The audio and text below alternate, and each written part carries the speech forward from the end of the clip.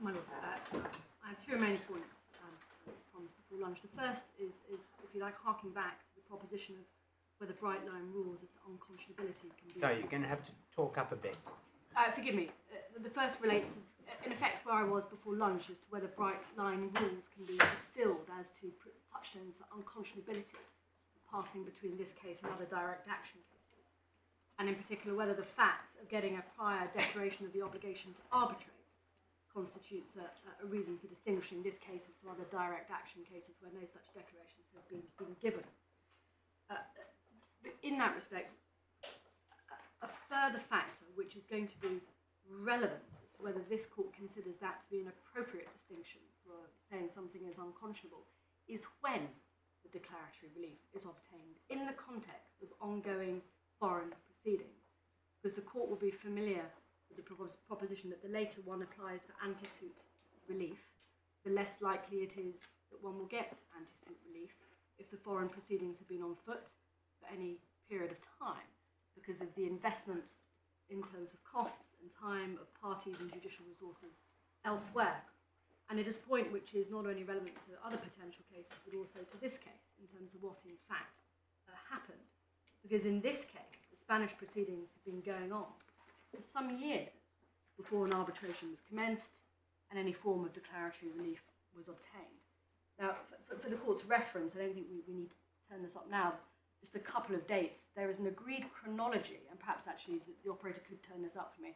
There's an agreed chronology at Core Bundle, tab 7, page 170. It's unfortunately, I think, in landscape, and so it needs to be rotated. Very good, I'm grateful. If you'd go over to the next page, please. There, and the next page. One sees June 2010 as being the start of the opening of criminal proceedings in Spain after the investigative phase has completed. So proceedings were commenced in 2010. Operator, if you could just go over the page, please, just to make this good. The arbitration was then commenced in 2012, and an arbitrator was appointed under Section 18 of the Arbitration Act in July 2012. The trial for the Spanish court commenced in October 2012, and the award from Mr Schaff KC was obtained in February 2013, with the Spanish trial ending in July 2013. So the Schaff Award, if you like, came right in the middle of the Spanish trial, ending as it did in July 2013. And there was then, if you like, a race by the club to enforce the Schaff Award under Section 66 before the Spanish court gave judgment, so that they could get a potentially inconsistent prior judgment for the purposes of Article 34 of the regulation. And in my submission, one has to consider the effect on, for example, the states in this case who have been litigating in Spain as they would see it lawfully for a number of years before this point, as well as other parties, in the other claimants in the litigation in the same position of the states, although they've not been pursued in these proceedings. But they've been litigating for some 3 years in order to get the clean-up costs back. And after that point, the English court comes in enforcing Schaff to say, well, actually, you're obliged to arbitrate. Now, the English court decided it was appropriate to do this on the basis of the arbitration clause and the conditional benefit principle. But again, looking more widely at this, what has happened is that there were legitimate Spanish proceedings, criminal proceedings going on elsewhere, and then this court intervened, well, not this court, but the English courts intervened late in that process to give the declaration of the obligation to arbitrate. And in my submission, that is a relevant matter to consider the effect of that on the parties, the subject of the declaration, who have been litigating abroad, and other parties in a similar position. And so really in this case, the trial in Spain was over before the Section 66 proceedings were even commenced. And my submission is when one is looking at where unconscionability in a wider sense lies in those circumstances, it is too narrow a view to say, you've been told there's an obligation to arbitrate. You are acting unconscionably by continuing abroad. And it will be said, well, the states submitted. And so they did in this case. Not deliberately. They thought they were challenging jurisdiction. Mr Justice Hamden decided they didn't submit. The Court of Appeal decided they did. Bad luck. But in my submission, that's why it's not suitable. There's a bright line submission and bright line rule for a test of unconscionability as to why equitable compensation, or why there's an ethical or lawful justification for equitable compensation in this case and in other cases. And really, my submissions in this respect are really designed to, I suppose, draw the court away slightly from the purely English law perspective of looking at this, which is only to say that in this case, the declarations one is talking about are obtained late in the day and late in the process of the states and other claimants, and the states in particular, trying to recover their clean-up costs, because that is what these proceedings have been about. My Lords and Lady, I don't have any further submissions on that aspect of the case. There was one point of detail only, because my learned friend Mr Hancock's been making submissions about the CLC Convention and how everyone in the position of the fisherman can be paid out from it. But in my submission, one has to take a little care about that, because we went back to the gross first partial award. If I could ask the operator to go to the core bundle, please, page 807, where he deals with, this is the disposition. This is his disposition in the Spanish arbitration, and it's Roman numeral 5, where he decides that the club is in principle entitled to equitable compensation for Spain's breach of its equitable obligation to arbitrate. Such compensation is neither extinguished nor reduced by defences advanced by Spain. Say that account will... Sorry, I need to know where you are. 807? My Lord, yes, page 807. Little 5? It should be page 142 of the award. Yeah. Little 5. Sorry, because it's 900 in the electoral. Yeah, I'm so sorry, Mel. Yeah. And it's really little 5 where he says that equitable compensation is neither extinguished nor reduced by the defences advanced by Spain. Say that account will need to be taken of the 140 million euros reflecting the Article 117 claims pursued by other claimants and wholly unaffected by what Spain did or did not do, which I took to mean that there's 140 million worth of claims out there from claimants other than Spain and France, which completely breaks through the limit of the 22 million CLC fund. Oh, it includes France. Which Spain and France themselves got a big chunk of this. Well, my Lord, so no one told me that includes France. Okay, in which case that point is somewhat diminished. But the point you can make, well, because that includes France, so that includes the states, and the CLC limit, I believe, is 22 million. But the point is that all cleanup, well, all costs or amounts to be paid out to claimants are to be shared from the CLC fund, if you like. The CLC fund isn't there for one type of claimant and not another type of claimant. It's there for everybody. And the amounts obviously sought in these claims blow that fund apart. And before one says, well, it's Spain and France taking the lion's share of those. Well, quite so, because they've been responsible for the cleanup costs. Those states have paid the cleanup costs of this environmental disaster, and Spain, and this is reflected in the Gross Award, has set up a statutory scheme for compensation of its own citizens to allow them to be paid out before actually monies come in from any compensation proceedings which have been commenced in Spain. The rights and wrongs of the situation with the CLC fund are not certainly clear-cut, but the short point is there is not enough money in this situation to go around. It's a minor point in the scheme of things. But, my Lord, my ladies, unless I can assist further, those are my submissions. Thank you very much. I think Mr Young has one. My Lord, I've got a very, very short point, if I may. Yeah. My learned friend, Mr Hancock, was making a point about the extent of permission to appeal. And as the court will have seen, our notice of appeal related to in the circumstances of the case.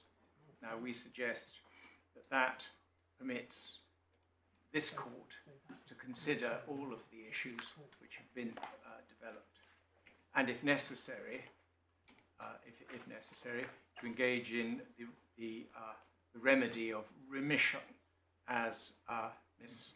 Dilnot said. So we suggest that you can actually look at the circumstances, but if, only if, it is a matter of pure jurisdiction. My Lord, could I just, I won't ask you to turn it up, but the reasoning of the learned judge at paragraph 336, page 291 of the core bundle, it basically is embodied in the last sentence of each of subparagraphs 1 to 3. And he was doing there what Mr. Hancock was doing in reliance upon what the Court of Appeal said in Airbus, to say there should be an equivalence of common law and chancery. And I think, my Lord, your Lordship identified that that might be possibly going a bit far. Of course, in the Airbus case, there was an injunction, therefore there was a right to a monetary relief. But what the learned judge did was he said he just didn't see any reason why the availability of an injunction should matter. Now, my Lord, the Parliament prescribed why it should matter in the Chancery Amendment Act and the Senior Courts Act.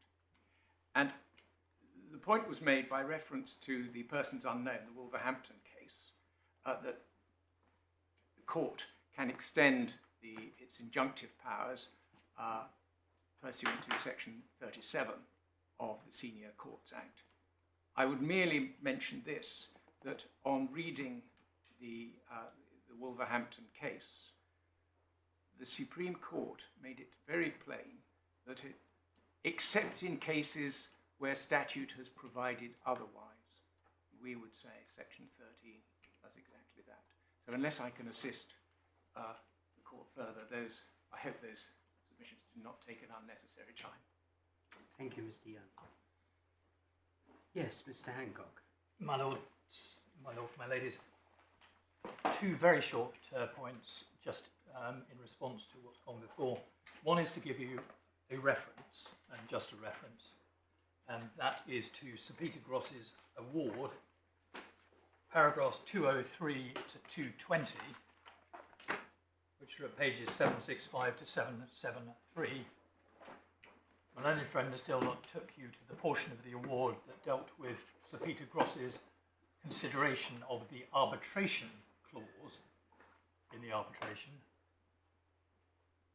The paragraphs that I've just referred the court to are where he deals with the pay to be paid clause and the argument in relation to that.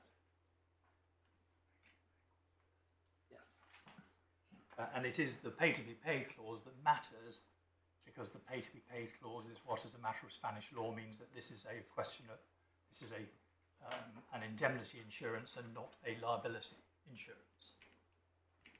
The second point is in relation to the CLC, very short point, which is that Ms. Dilnot is quite right that the CLC fund is a pool which is available to all potential claimants, but by definition, if the position is that Spain and France have no valid claim because of the pay to be paid clause, they will not be able to participate in that pool, thereby meaning that the pool is available for the fishermen and the fishermen alone. My Lord, my ladies, the next topic is Section 50 damages, which I'm going to be dealing with. Mr. Thompson is going to be dealing with the topic of injunctive relief. And under the heading of equitable compensation, sorry, equitable damages, under Section 50 of Lord Cairns's Act, now the Supreme Court Act, then we would submit that the position is this, Firstly, that the High Court and the Court of Appeal have jurisdiction to entertain an application for an injunction, and that the bar on the grant of injunctive relief in the 1978 Act is a curtailment on the exercise of that jurisdiction. It means that injunctions can't be given, subject to the points that Mr Thompson is going to be making. But what it does not do is it does not deprive the court of the power to grant damages in substitution for or in addition to such an injunction. And this is for three reasons. The first is that Parliament does not remove common law rights or remedies, or equitable rights or remedies, except by express language or necessary implication. That is all the more so where the result of the implication would be to leave the claimant without any remedy at all. Secondly, the State Immunity Act does not remove the right of a party to obtain damages in lieu under Section 50 or damages in addition under Section 50, and it was no purpose of the 1978 Act and Section 13 of the 1978 Act to do so. Thirdly, then, as a matter of the Senior Courts Act, the High Court and the Court of Appeal, and this is really a repetition of the point I've just made, have jurisdiction in the relevant sense to entertain an application for an injunction, and the bar on the remedy of an injunction is and must be understood as a curtailment on the exercise of that jurisdiction in relation to the particular remedy of an injunction, leaving unaffected the remedy of damages in lieu of or in addition to injunctive relief for which Section 50 of the Act provides. But to start with general principle in this regard, we would submit that the correct approach is that set out recently by the Supreme Court in its decision handed down over the summer in the case of United Utilities Water Limited against the Manchester Ship Canal.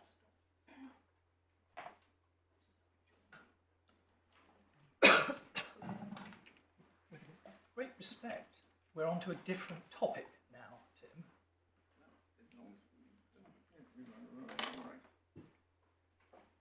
So keep going. So if I can take your lordship to that authority, it is in Authorities Bundle B, tab 58A, page 1561.1. 7-person court. Indeed.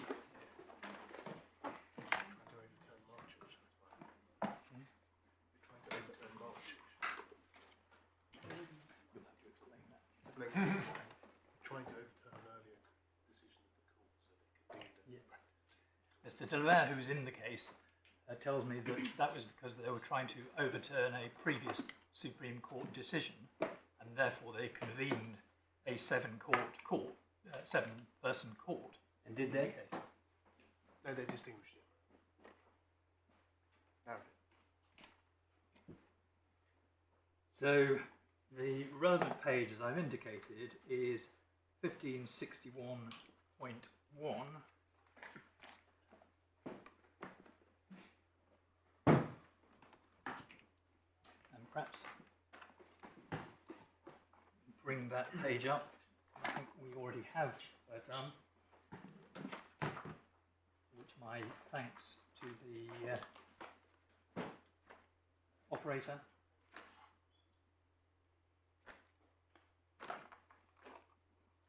And perhaps if we can take this from the head note to start off with. Your Lordship and your Ladyships will see that this case involved the owner of a canal who threatened to bring a claim in trespass and nuisance against the sewerage undertaker, seeking damages in respect of discharges of inadequately treated effluent from the sewerage undertaker's outfalls into the canal, which took place when the capacity of the sewerage system was temporarily exceeded following heavy rainfall. So a fairly topical consideration. Such discharges fell within 117.5 and 1863 of the Water Industry Act, which provided that nothing in specified provisions of the 1991 Act authorised a sewerage undertaker to discharge untreated foul water into any canal or injuriously to affect any canal. The sewerage undertaker brought a claim against the canal owner, seeking a declaration that any such complaint was not actionable by the canal owner in a private law action, and contending that the only remedies for the canal owner were those provided by the regulatory and enforcement machinery of the 1991 Act. The judge allowed the claim and granted the declaration. The Court of Appeal dismissed the canal owner's appeal, holding that it would be inconsistent with the scheme of the 1991 Act for a canal owner to be able to bring such an action in the absence of a finding of negligence or deliberate wrongdoing. On the canal owner's further appeal, held allowing the appeal, that the Water Industry Act 1991 did not oust, either expressly or by necessary implication, common law causes of action and remedies to protect the enjoyment of property to which sections 1175 and 1863 of the 1991 Act referred, including canals into which untreated foul water had been discharged or which had been injuriously affected by a statutory sewerage undertaker. That on the contrary, in setting limits to the authority conferred on sewage undertakers by the Act, sections 1175 and 1863 were predicated on the existence of common law causes of action and remedies where those limits were exceeded. I mean, it's a long way from our case. Well, my lord, with great respect, no. I mean, it is absolutely obvious. The proposition that is stated at paragraph 17 and 50 is absolutely obvious. What the Supreme Court held, by way of ratio, is that a statute could not be held to take away common law rights, here equitable rights, unless it expressly or implicitly said so. Yes. And therefore the question You for this hardly court, need authority for that. well, Mr. Mayor reminds me apparently that's what the previous decision had said. I know, but that's the effect of the previous decision, but it wasn't the way it was framed. But my point, my lord, and it's a short point in relation to the facts of this case, is that as a matter of statutory construction, the statute in question being the 1978 Act, the question is whether the 1970 Act takes away not merely the right to injunctive relief, but also the right to remedies which are given by the Act as alternatives or additional remedies by way of compensatory remedies. And so under the Act itself, the right to award compensation is to award compensation either in addition to the grant of an injunction, and that would be, for example, in relation to past breaches of the relevant right, which the injunction would not in fact prevent. In relation to damages in lieu of an injunction, those are to compensate the claimant for the fact that the injunction has not been granted, with the result that those damages will continue to be suffered, those being damages that the injunction would have prevented. So that's the, as it were, the simple proposition for which this case stands and its Supreme Court authority.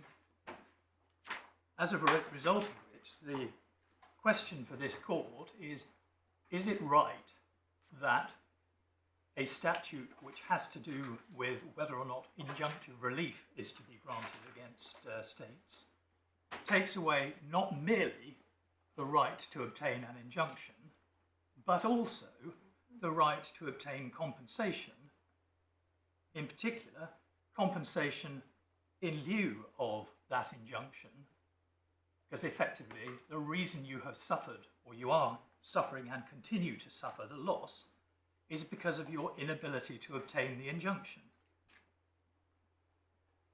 So, in my respectful submission, then the position is that the reason why this case is important is because it makes it clear that if a statute is going to be held to have that very far-reaching effect, it has to say so.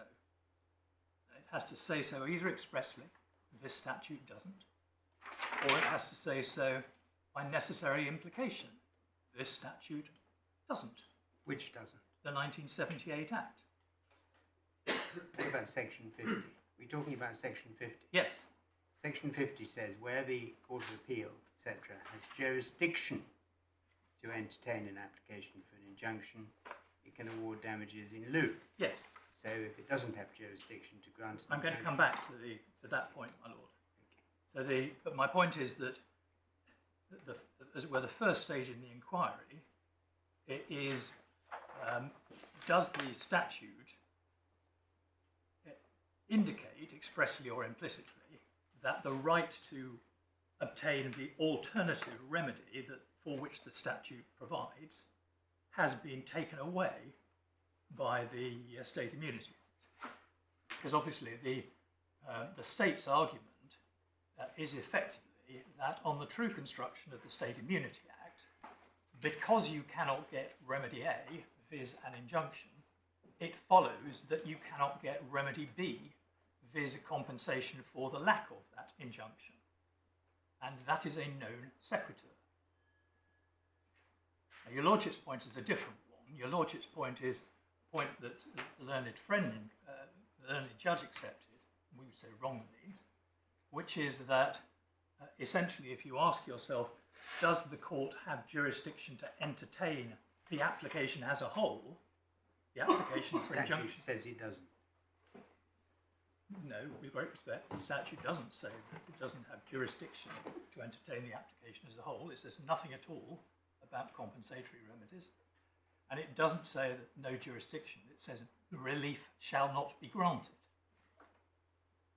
So it doesn't talk in terms, and I'm talking now about the State Immunity Act. So that's your starting point, and you say you need to find something in the State Immunity Act Right.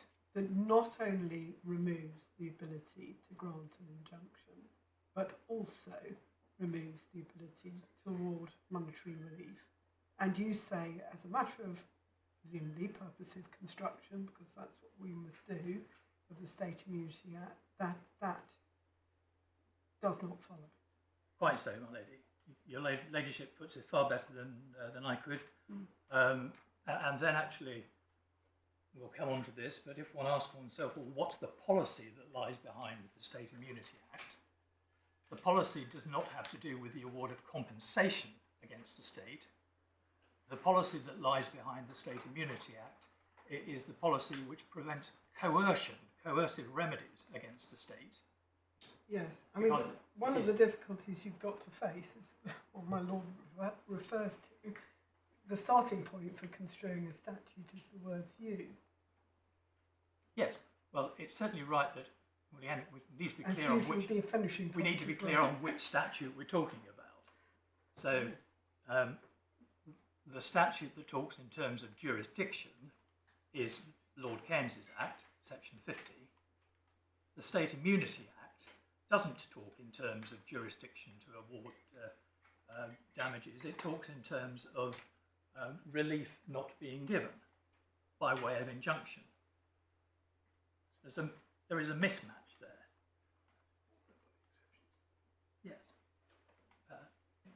And you can see that by the fact that, for example, the state may consent to the grant of injunctive relief, in which case then that means that there is jurisdiction. In general terms, it's a well-known principle that a court can't give itself jurisdiction and a party can't give the court jurisdiction.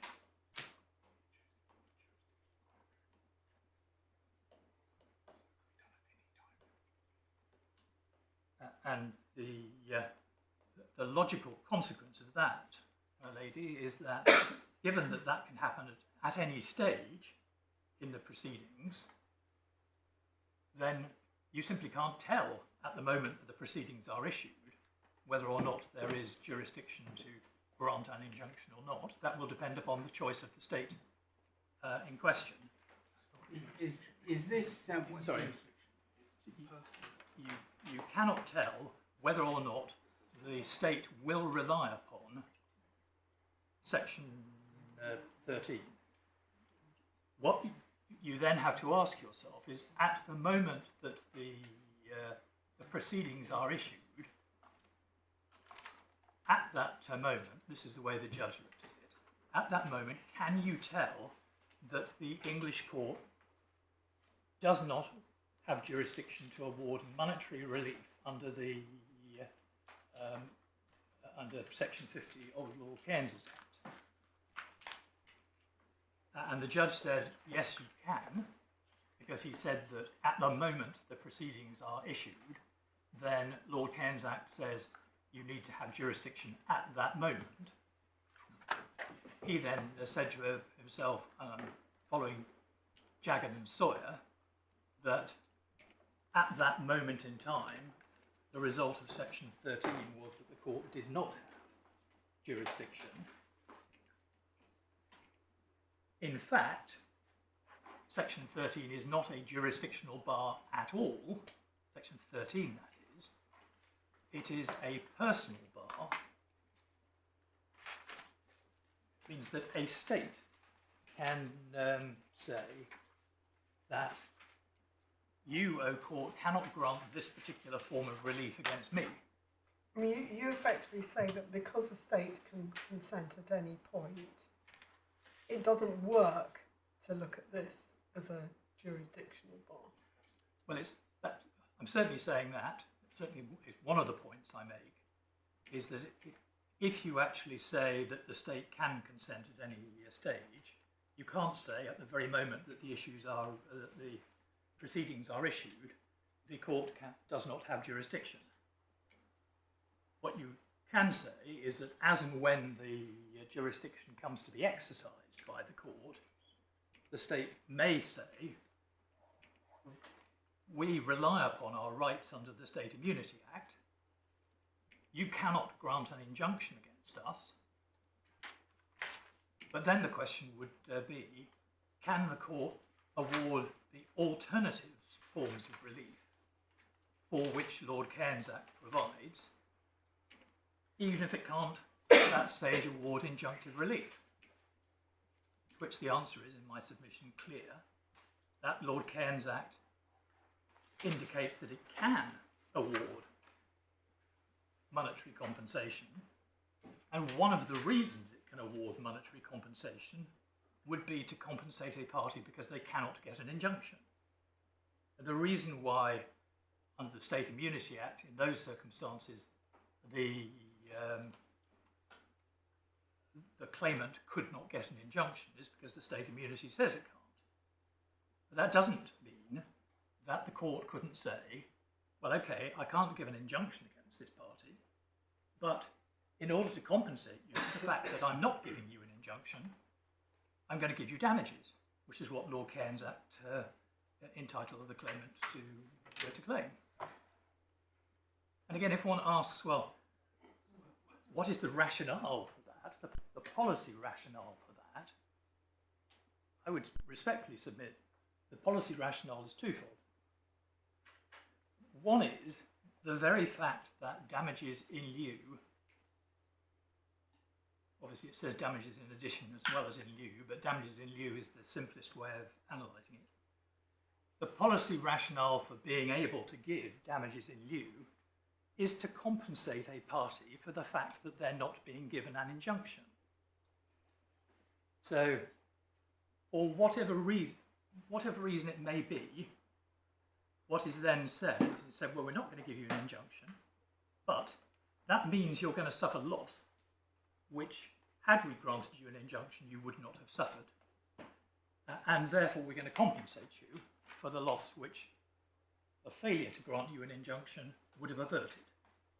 That's the first policy reason. That's under Lord Cairns' Act itself. The second policy reason is to ask, well, why is it that the State Immunity Act is granting some form of bar against the grant of injunctive relief? And the answer to that is the time-honoured principle of par in parem. It's a remedial consideration, and the remedial consideration is, well, the English court may have jurisdiction over the foreign party. We know, for example, in this case, the English court did have jurisdiction over the foreign party, as this court will have seen. Then that issue was also debated in front of Mr Justice Henshaw and again in front of this court in relation to state immunity considerations. And both courts held that Spain and France were not immune from the jurisdiction of the courts, essentially because Spain and France were making claims which fell within a well-known concept of iure commerciali, as opposed to iure gestionis. So they were making claims on an insurance contract, just in the same way as any other private party was making claims on an insurance contract.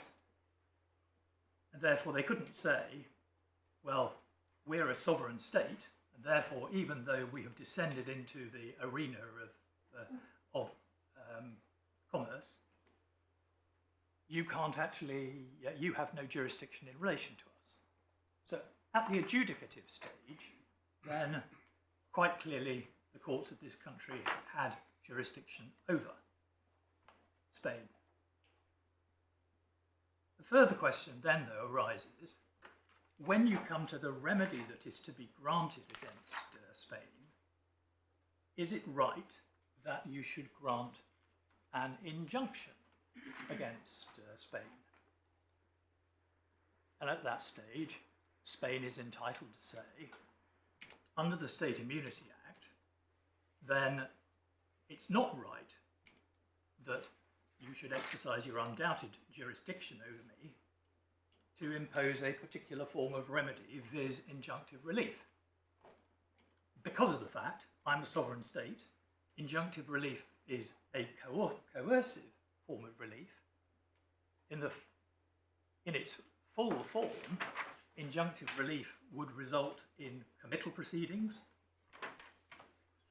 sequestration of assets, all of the things that may well be said a court of one sovereign state should not impose upon another sovereign state, even when that sovereign state is within the adjudicative jurisdiction of the first named sovereign state. But then the further question arises, namely, why shouldn't the English court award compensation to compensate a club for the fact that they're not being given an injunction?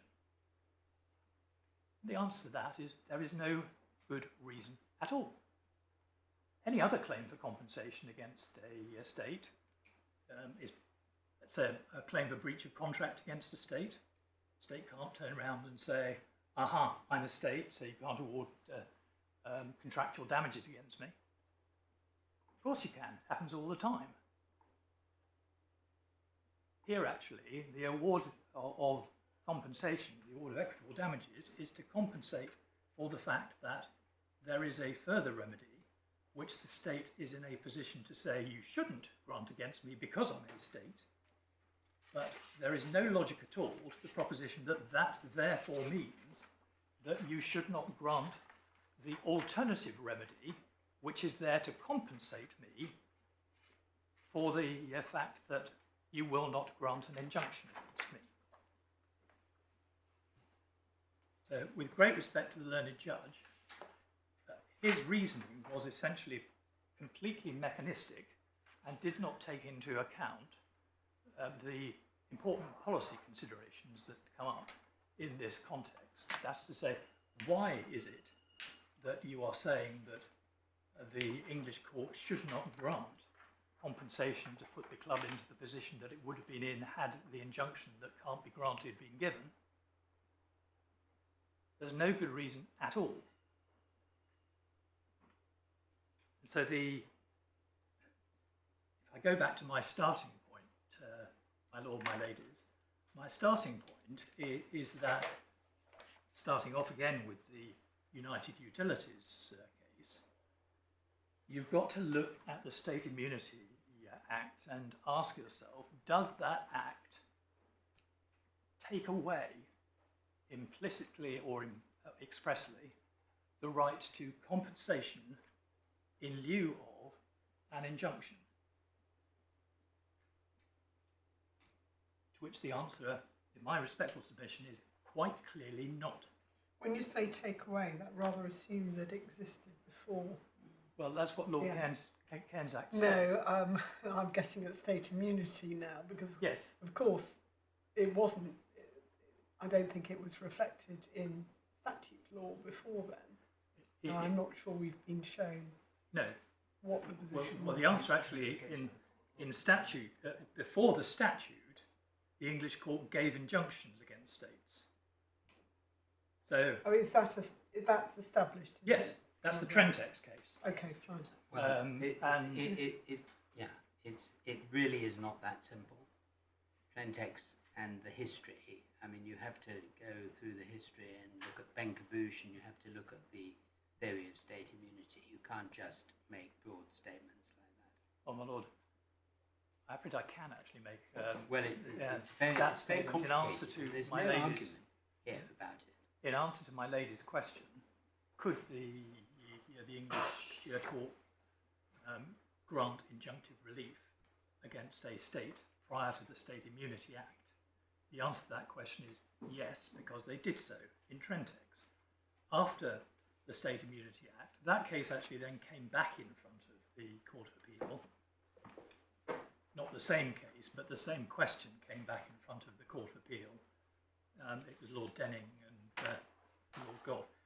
That came back in front of the Court of Appeal after the passage of the State Immunity Act, and the argument was that the state immunity has now changed the law. But that's the position as it stood. I quite take the point that it was a complicated point, and it was there was a complicated history, and I quite accept that point, my lord. There was a complicated history because of the fact that this was all at the time when Trentex itself was a case in which the proposition that national law changed in line with international law was established. Lord Denning effectively said, well, national law says X, but national law is reflective of international law, so if international law changes, national law changes. Yes, Mr. Lemaire is quite right. Reflective of customary international law, which is what the position depended upon prior to the Act. Your Ladyship and your Intended to Lordship promote comity and good relations between states through the respect of another state's sovereignty. Yes, obviously it was always relevant, comity, but again, I'm just trying to answer my lady's But I mean, question. the suggestion that it is a simple answer that yes, this injunction would have been granted against this state before the State Immunity Act seems to me to be questionable. That was not my suggestion, my lord, and I apologise if I didn't make that clear. I was just seeking to answer my lady's question as to what the position was prior to the passage of the State Immunity. Shall we say Trentex indicated there was probably not a complete bar, although obviously a complex issue, which I think answers my question. Yes. What it doesn't do, obviously, in relation to the question that this court is concerned with, is to consider the interrelationship between, on the one hand, Lord Cairns's Act, so the Senior Courts Act, and the power included now in the Senior Courts Act, which was originally included in Lord Cairns' Act, which is the power to grant injunctive relief or damages in lieu of or in addition to, and the interrelationship between that statute and the State Immunity Act. That's to say, does the bar in the State Immunity Act on the grant of injunctive relief, if it is right that it is a jurisdictional bar to which we'll come back in a moment, is it right that the bar in the State Immunity Act on the grant of an actual injunction operates so as to bar the grant of compensation by way of damages in lieu of such injunction? Which my answer is no, it doesn't, and there's no reason why it should, because you are being compensated for the fact that you're not being given the injunction. If the position is that the reason that you're not being given the injunction is because of the existence of the State Immunity Act, that's just another reason why, on the facts of the individual case, you might need compensation instead of an injunction. Tremendous unreality about all this. You never applied for an injunction, of course, because you couldn't have got it. And you're saying that there is jurisdiction to award equitable compensation free of Section 50. Yes. So why do you need to come at it the other way when no injunction was ever applied for, and this is not really damages in lieu of anything? Well, can I take that in stages? You say we never applied for an injunction. We did apply for an injunction, and we got an injunction from Dame Elizabeth Gloucester. Well, very, very late in the day. Well, you say very late in the day, we got the injunction. We got the injunction, it was an anti-enforcement. Not for long. Well, we kept it for a reasonable amount of time, but your Lordship is absolutely right that Mr Justice Butcher reversed that decision. But my point again, your Lordship said we didn't apply for an injunction, but we did apply for an injunction, Yes, and we got the injunction. We did. Then your Lordship's second point, as I apprehend, is why do we need equitable damages if we're already entitled to equitable compensation? And as your Lordship knows, then that was an answer that Dame Elizabeth Gloucester gave. She said, I'm not going to award equitable damages, I'm not even going to consider it, because of the fact that I don't think the club needs it, because I've awarded them equitable compensation. And nobody was saying that we should get, if you like, compensated twice. Under either head, that would do. We would be entitled to compensation to put us into the position that we would have been in had the relevant breach of obligation not taken place. They were just two ways of getting to the same result. And the question for your Lordships is, okay, as a matter of, as it were, pragmatism, then it might be said, we don't actually need this string to your bow, because you've already got the other string to your bow.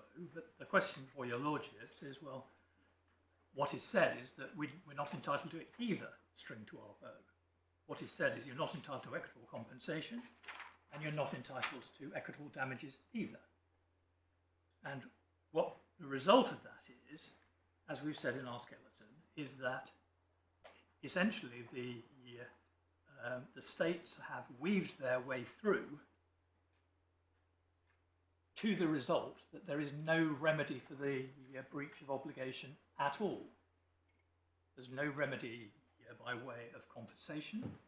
There's no remedy by way of injunction. There's no remedy by way of damages in lieu of injunction. So what you're left with, because of the fact that this is a sovereign state, is they say that you can't actually recover anything. We can actually do what we like. We can ignore the obligations that we've been held to be under by the English court. We can carry on regardless in Spain. There's nothing you can do. You're not entitled to any remedy of any sort. That's what you're being asked to accept. That's the consequence of the state's argument in front of your Lordships. That was also why Mr Justice Butcher was not very keen on this argument, because, and I apologise for the Latin, the way he saw it was the way that Sir Peter Gross, for example, had seen it as well, ubi ius ibi remedium. If you've got a right, you should have a remedy. And on the state's case, by virtue of a combination of rules, none of which were directed to this particular situation, you end up without any remedy at all. And I would invite this court to think very long and hard before accepting that proposition. So my lords, my ladies, then I've got ahead of myself, for which my apologies.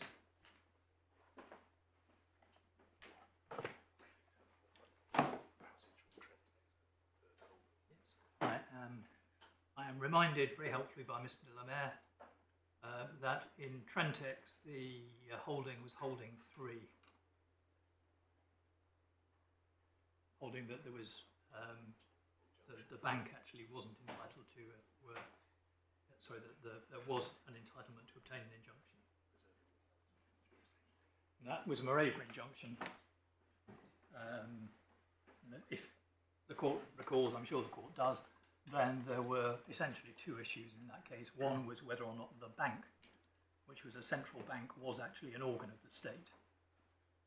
And the second was, if it was an organ of the state, was it entitled to state immunity?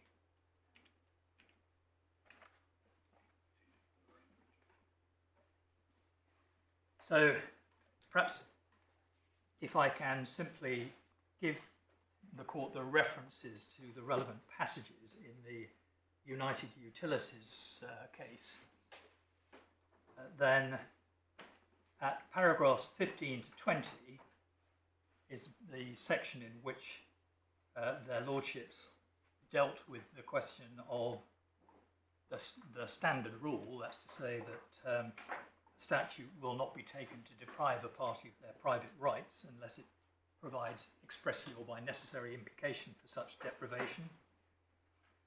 Then from 108, they dealt with essentially the facts on their case, whether the sewerage legislation took away the right to compensation.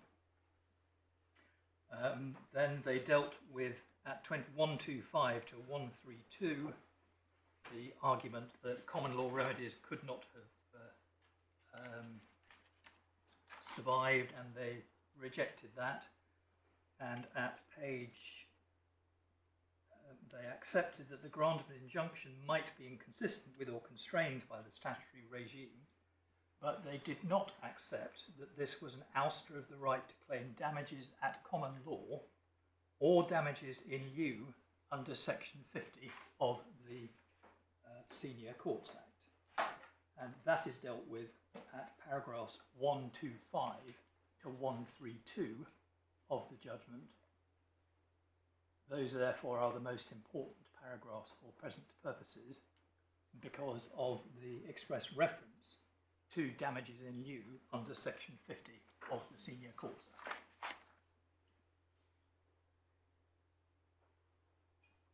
Then I was going to move on from the State Immunity Act in the background to the State Immunity Act because I'm sure that that is well known to the court.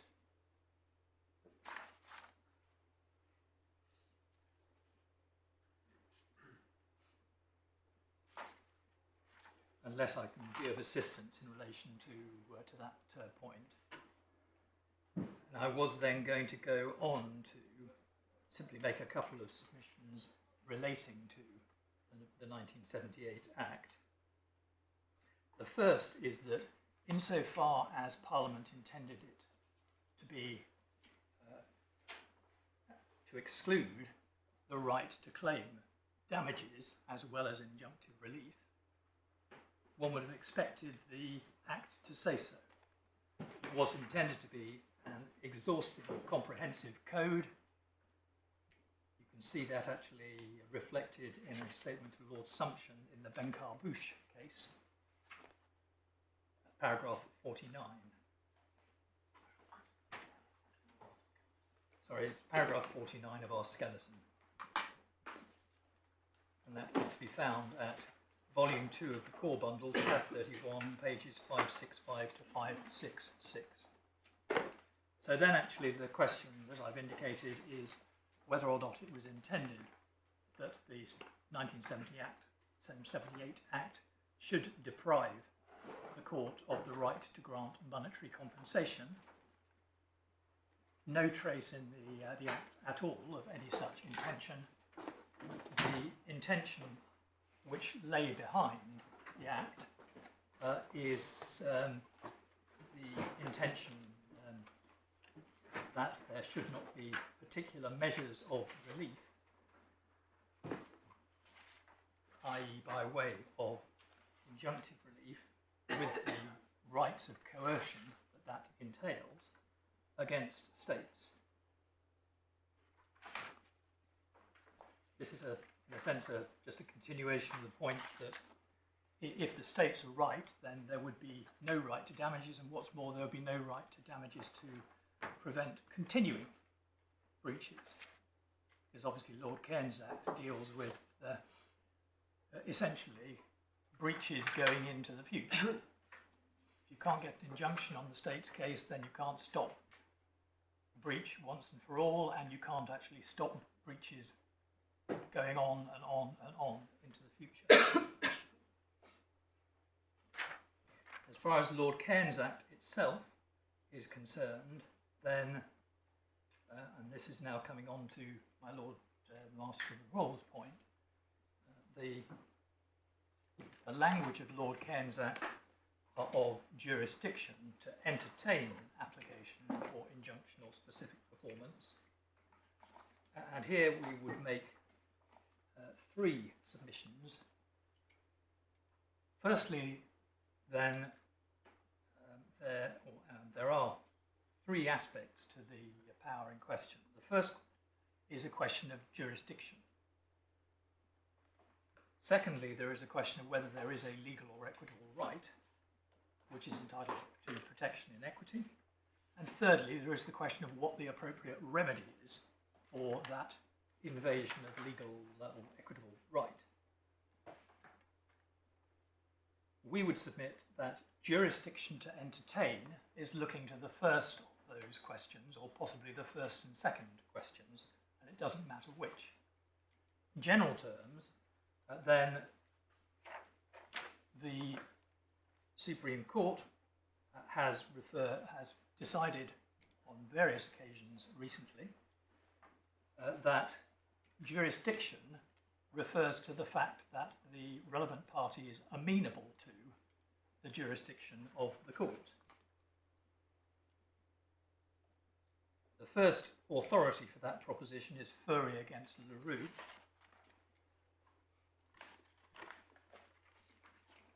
And in view of time constraints, perhaps again, if I can simply give my lord and my ladies the relevant page and paragraph references,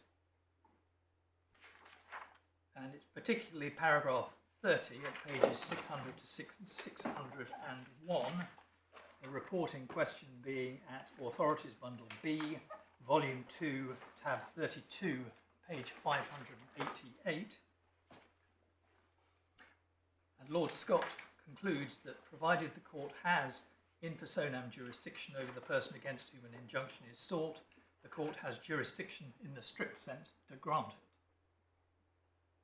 So jurisdiction in the strict sense is either territorial jurisdiction or jurisdiction in some derived in some other way, for example, from CPR Part 11. We know that the English courts have jurisdiction in that sense against the states, because the court has decided so. The Furrier and LaRue was followed and approved in two later decisions, which I wasn't proposing to take the court to. The first was the broad idea case that Lord Master of the Rolls has referred to, in which Lord Legate, I beg his pardon, adopted the reasoning in Furrier against LaRue at paragraphs 75 and 78, and also noted Lord Scott's reasoning at 179 to 181. And then the second was the Wolverhampton case that we've looked at already in the Supreme Court at paragraphs 16 to 17. The states say, well, a court may be deprived of jurisdiction by statute, but that depends upon the nature in which the statute is, the description given in the particular statute. In some statutes, for example, it may be said that jurisdiction is conferred on one court and only one court. So there might be a conferral of jurisdiction on a specialist tribunal, which means that other courts don't have that jurisdiction. That's not this case. We're dealing with a case in which the High Court has jurisdiction over the states in the relevant sense. The second instance is where there is a restriction as a matter of law, national law or EU law, and one such example was the restriction on the right to obtain anti-suit relief in relation to a proceeding within the European Union. And the European Union said, well, that was contrary to principles of mutual trust, and therefore in the West Tankers litigation said that you couldn't get an anti-suit injunction so as to prevent proceedings in the courts of another member state from proceeding. That is a statutory restriction, but Mr. Justice Flo, albeit obiter, in paragraph 89, in the case called the Alexandros T, would have granted damages in lieu of such an injunction in that case.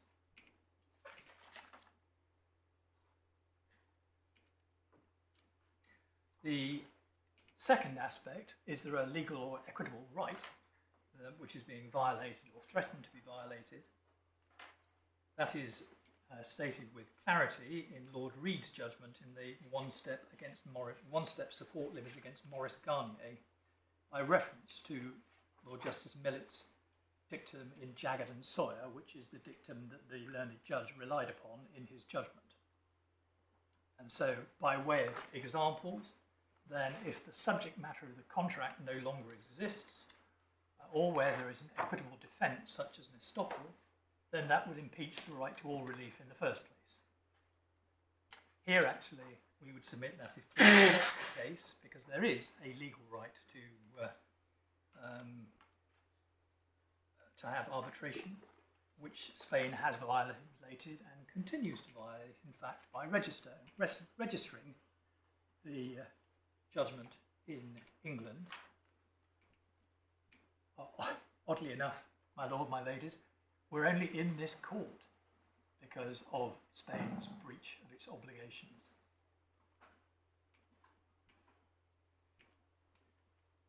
The third aspect, as I've indicated, is the appropriate remedy.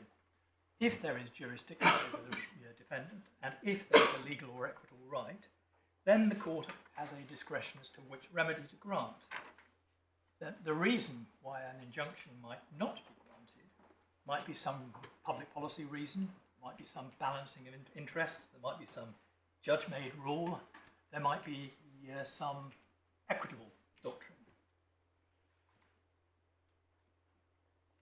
There might, it is said, be a statutory prohibition, but one would then have to look at the nature of the statutory prohibition, and once again we go back to the wording of the State Immunity Act. Does it in fact preclude a remedy by way of damages or compensation for breach of the relevant obligation? And in my submission, the answer to that question is clearly not. It doesn't say you can't get damages, it doesn't say you can't get compensation. Even if the position is that you can't get an injunction, what follows from that, in my submission, is that you ought to be able to get the compensation which is the alternative to the right that you are being deprived of. You certainly ought not to say, the court certainly ought not to say, because you cannot get remedy A, ergo, you cannot get remedy B, which is the alternative to remedy A, designed to compensate you for not getting remedy A. That would be both illogical and unjust in the extreme, in my respectful submission. So, my lord, my ladies, there is in my respectful submission no room to interpret Parliament as having removed a remedy for equitable damages which private individuals possess where their rights are being violated. There is a strong presumption that Parliament will not have done so. The Senior Courts Act must be read accordingly. The State Immunity Act doesn't actually remove that jurisdiction, whether expressly or implicitly. It doesn't remove jurisdiction at all. It simply operates as a restraint on the exercise of that jurisdiction. That's why it says relief shall not be granted, in the context of the grant of an injunction. It doesn't say anything at all as to whether the club is entitled to equitable damages in lieu of that injunction. It just doesn't go there. So then, turning briefly to the judge's reasoning and the state's arguments, then the judge relied upon three matters. The first was a decision of Mr Justice Saville, as he then was in A against the Republic of X. The second was a passage in Mr G's book at paragraph 14082. And the third was the reasoning of Lord Justice Millett, as he then was in Jagged against Sawyer. Taking those in stages, then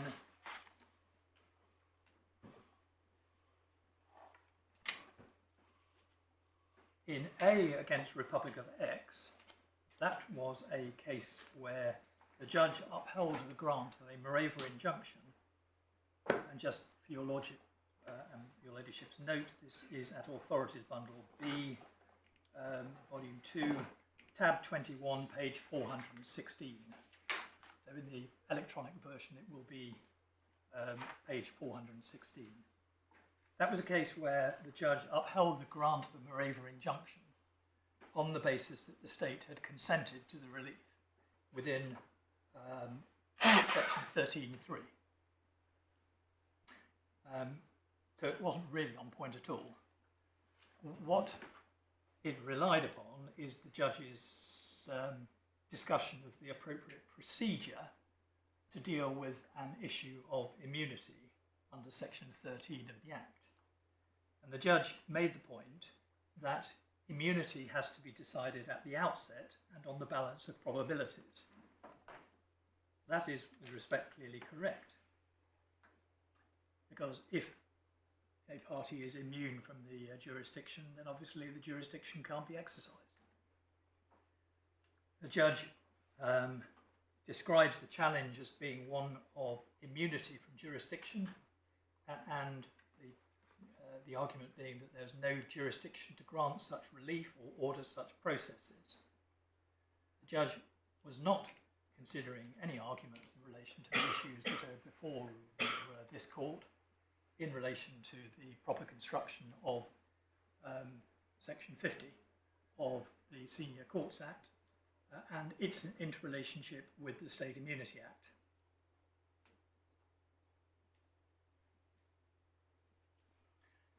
As regards the passage in Mr G's textbook, then this textbook, which is Authorities Bundle B, tab 64, page 1712, contains essentially no reasoning at all. He considers the position in relation to the Brussels regime as analogous, but he doesn't refer to the decision of Mr Justice Flo in the Alexandros T, to which I've referred the court. But what he does do is, on the preceding page, I'll just read this into the transcript, Mr G states, provided the court has in personam jurisdiction over the person against whom an injunction, whether interlocutory, is sought, the court has jurisdiction to grant it, albeit the court may refuse to grant such an injunction. And he cites, in that regard, the decision in Furey against LaRue on the footing that the court has jurisdiction. The section 13.2a bar does not take away that jurisdiction. It's simply a restriction on the exercise of the power given by the statute. The court has jurisdiction. It may well be that in a particular case the court is obliged to exercise its jurisdiction so as to refuse the grant of an injunction, because that's what the Act says.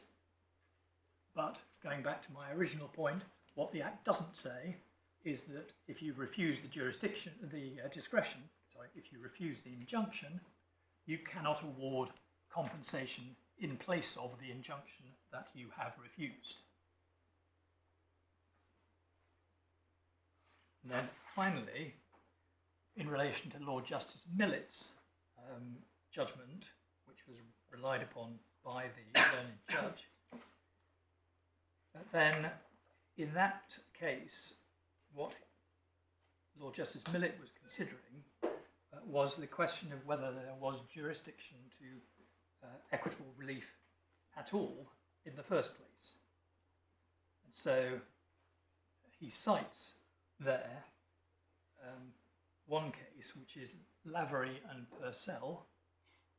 In that case, then, the position was that the contract could not be performed because the conditions for its performance had already passed. So there couldn't be any equitable relief because the preconditions for the grant of any equitable relief at all did not exist. Similar example is the decision in Ferguson against Wilson. That was a claim for specific performance of a contract for the allotment of shares, but in that case the shares had already been allotted to someone other than the claimant. So that order could not be granted on the facts of the particular case. But with great respect, the judge therefore was led into error in relation to a case where there is a restriction only on the grant of an injunctive remedy and not on the right to relief generally or to damages generally. In that case, then it may well be that the court could not grant an injunction, albeit that it had jurisdiction to entertain the application for an injunction. It might have to say, no, I'm not going to grant the injunction because of the existence of section 13.2a. What that doesn't answer is the further question of whether, if you don't have the power to grant the injunction, that also automatically means that you don't have the power to grant the compensation in place of that injunction. And the answer to that latter question is there is nothing in any of the case law which suggests that that is the position, and that would be inconsistent with the Manchester Canal case. Because Manchester Canal makes quite clear that it's only where the relevant right, in this case to compensation in lieu of an injunction, is expressly or implicitly taken away by statute, that that right will be lost. The State Immunity Act does not take the right to damages away. So well, then actually, I'm just looking at Jagged and Sawyer.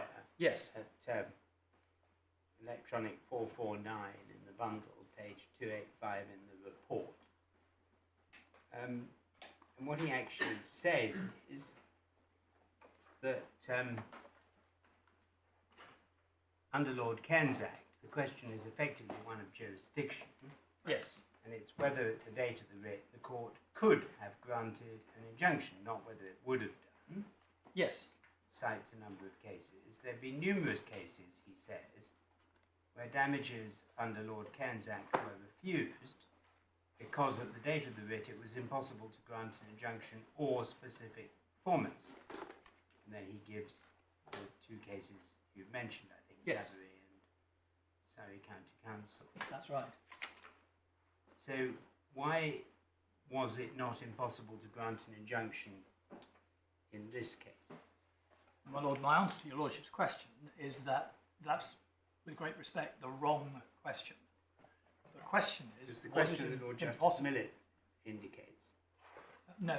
So you Because- say, do you say he's wrong? No, what I say is that the question he was dealing with was whether, in relation to the particular issue, could the relevant relief be granted? And in the cases that he refers to, the answer is no, it couldn't, as at the date of the writ. In one, because the conditions for performance of the contract could not be met, and in the other, because of the fact that there could not be the allotment of shares which was claimed, because of the fact that those shares had already been allotted. So on the facts of those cases, the answer is that at the date of the writ, then the relevant relief could not be granted on the facts. The question for this court is whether, where actually at the date of the writ, then there are two alternative possibilities. One is the grant of an injunction, the other being the award of damages in lieu of an injunction. The fact that as at that date you cannot grant remedy A, viz. An injunction, means that as at the date of the writ you cannot grant remedy B, which is compensation for not getting an injunction. And those cases, my Lord, with respect, I would submit are nothing to the point in relation to the issue with which this court has to grapple. Well, one point is that you, presumably in theory, because the state could consent, you can't rule out in the same way that you could on the cases referred to, Yes. the possibility of an injunction. Yes. Whereas on the cases referred to, it was never going to be a possibility. No, absolutely. And I adopt my lady's point as well. They're not alternative points, they're in a sense.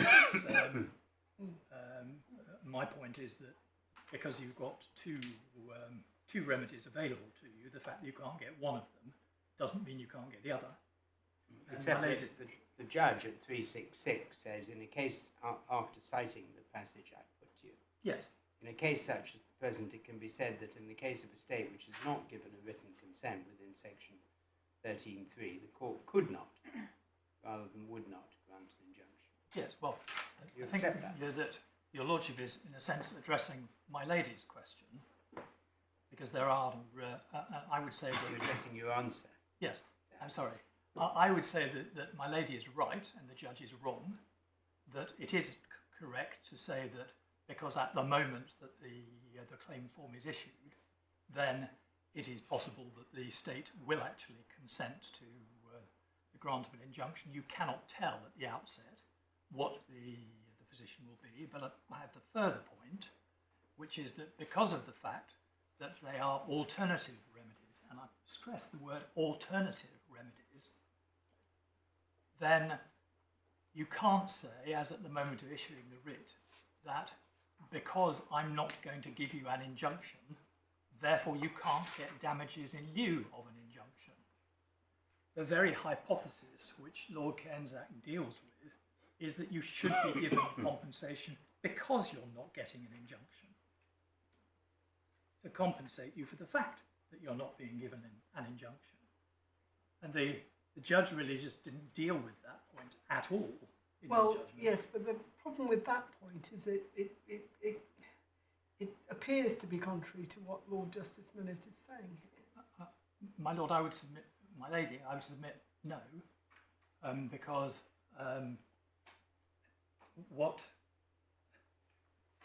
obviously Lord Justice Millett wasn't concerned with the case where you in fact had alternative rights.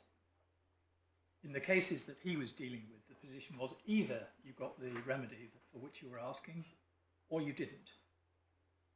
Here, actually, because of the terms of the State Immunity Act, and obviously Lord Justice Millett wasn't concerned with the State Immunity Act, here the position is that the State Immunity Act, read together with Lord Cairns Act, means that there are two alternative remedies. And the fact that you are not given one of the remedies does not mean that you can't have the other remedy. That's a misleading use of the word alternative. Alternative means you either get one or you get the other, because one is an alternative to the other. Yes. I think you're saying actually there are two available remedies, and the fact that you have one of them does not exclude you getting the other. I would say, in response to that, my lady, that your ladyship has to bear in mind the words "in lieu of." Yes. And so Instead of. instead of. So effectively, what is there being said in Lord Cairns' Act is say, well, if you don't get an injunction, you can have this instead. And so, as at the moment of the issuance of the proceedings, then for those two reasons, the one that my Lady Justice Falk has given, and for the reason I've given, namely that Lord Cairns' Act includes within it these two possibilities, in fact three possibilities in fact, because the Act says in lieu of or in addition to. Yes, exactly. So, and historically the reason for that was because of that in addition to dealt with a case where you got the injunction which prevented future loss, but you'd already suffered past loss, in which case then the court could give you equitable damages in respect of your past loss. It then actually truncated your future loss by giving you an injunction, which meant that it didn't need to give you damages in lieu of an injunction because you've got the injunction. So you've got those three possibilities, if you like, under the Lord Cairns' Act. My point really is that what the state immunity goes to is one of those three possibilities, not the other two. And so why should it be that the fact that you can't get remedy one, or you can get remedy one, but the court decides not to give you remedy one because Parliament has said you shouldn't give remedy one, why should that have any impact upon your right to claim remedies 2 or 3? So these are all, in a sense, these are all cumulative points. My lady's point is indeed that you can't tell at the moment that the claim form is issued whether or not the state is going to consent or not, so you can't say that there's definitely no jurisdiction at that moment. My further point is, as I've just indicated in response to my Lady Justice Andrews, that at the time you issue the claim form, then it may well be that you don't get the injunction that you are asking for, but that doesn't mean that the court doesn't have the power and the jurisdiction to award you damages in addition to the injunction or damages in place of the injunction.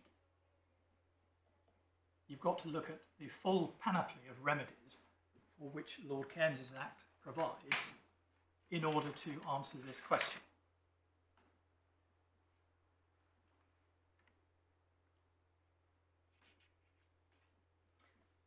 My lord, my ladies, conscious of the time, I was going to try and deal very rapidly with the bits that I'm going to deal with before I hand over to Mr Thompson on injunctive relief. So can I deal very briefly with the state's arguments in response to our argument?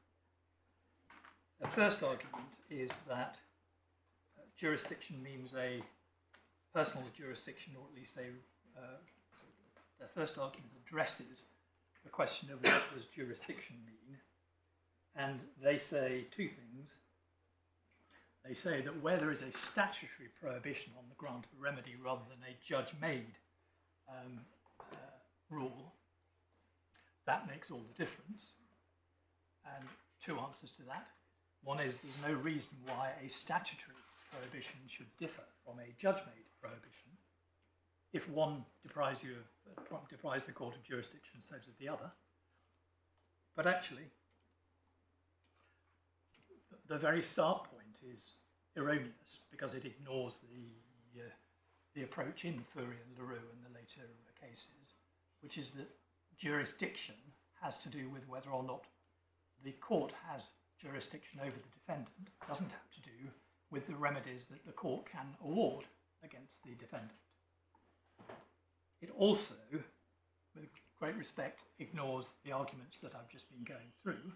That's to say, when they say that you don't have jurisdiction to award an injunction, that doesn't meet the point that, firstly, you don't know, as at the moment of the issuance of the claim form, my latest point, and secondly, that there are these other remedies which are open to a court on any view as either additional to or in substitution for the injunctive remedy. The second is effectively the same point, which is that jurisdiction to entertain means power to grant, and we would submit not so. Thirdly, then, they address the point that the State Immunity Act doesn't expressly prohibit the grant of damages. And they say, oh, well, that's because of the fact that it's the result of reading these statutes together, the State Immunity Act and the Senior Courts Act, that the right to award damages is lost. That, with great respect, is a distinction without a difference. The State Immunity Act doesn't say anything at all about the right to claim damages. And Lord Cairns Act, as I've said on a number of occasions, gives you alternative, or trying to avoid the word,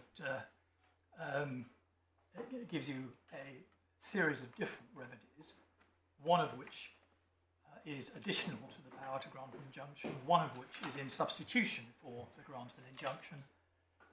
The taking away of a power to grant an injunction doesn't do anything at all in relation to those other powers. The fourth point is that the states address the policy considerations underlying Section 50. But, again, with great respect, they don't address the fundamental question, which is why should the deprivation of the power to grant remedy 1, an injunction, carry with it the taking away of remedies 2 and 3, particularly in circumstances in which remedy 1 is taken away because of considerations which are specific to remedy 1, which do not apply to remedies 2 and 3. Specific because of the fact that the injunctive power is one which involves coercive power, which is contrary to the way in which states conduct themselves in relation to one another, because of the doctrine of par in pari. The fifth point they make is that the judge's decision leads to the making of arbitrary distinctions because discretionary reasons for refusing injunctive relief are to be distinguished from a hard-edged rule, being the hard-edged rule imposed, they say, by Parliament in Section 13.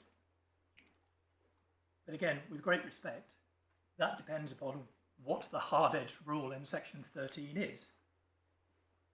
And the hard-edged rule says nothing at all about damages, whether additional to injunctive relief or in lieu of injunctive relief.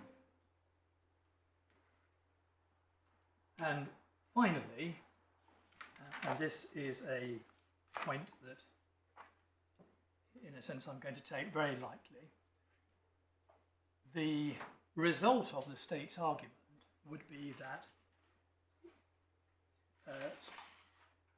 sovereign states were exempt from a particular remedy in a way which other litigating entities would not be. That in turn means that Parliament has enacted a rule curtailing the power to grant a monetary remedy in the case of a state on the case put forward by the states, but not in the case of any other defendant. No suggestion has been made that there is any justification at all in international law for a distinction between a state and an individual, such as to justify the deprivation of a party who has suffered loss from the right to be granted compensation just because the other party is a state. In general terms, as I'm sure the court knows, then if there is a right that a state seeks to rely upon which goes beyond the rights which are afforded to other parties in the position of a state, then it's got to be justifiable under international law, and this one is not.